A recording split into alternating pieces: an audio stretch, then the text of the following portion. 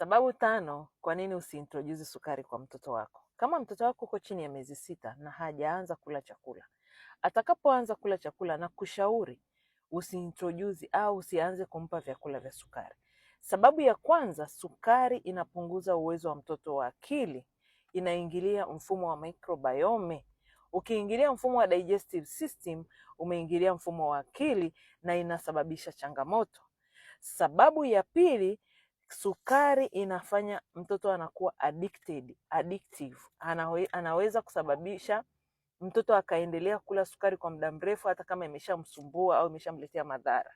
Kwa hiyo unavyointroduce sukari kwa mtoto wako, kumbuka sukari ni addictive. Namba 3, ina nafasi ya kumfanya mtoto kuwa hyperactive.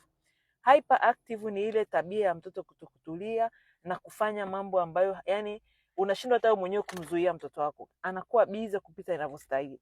Hiyo inaweza kuwa inachangiwa na matumizi ya sukari, kwa sababu sukari tayari inaingilia brain ya mtoto, na brain na tumbo ni vitu vinashirikiana. Sababu ya 4 kwa nini usiintroduce sukari kwa mtoto wako, sukari inaingilia kinga ya mwili. Kinga ya mwili ya mtoto wako inakuwa chini, anapata mafua, anapata homa za hapa na pale. Mara nyingi mtoto anakuwa kila siku ana infection kwa sababu ya matumizi ya sukari.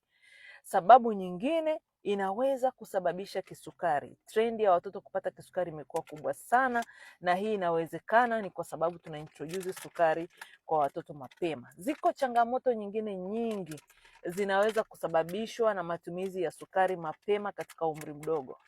Una nafasi ya kutokuintroduce sukari kwa mtoto wako. Kumbuka kwamba mtoto anapokuwa ni mdogo hajui tofauti ya ladha, hajui tofauti ya testi. Wewe ndio una introduce testi kwa mtoto. Kwa hiyo hakikisha hauintroduce sukari kwa mtoto. Mungu awabariki.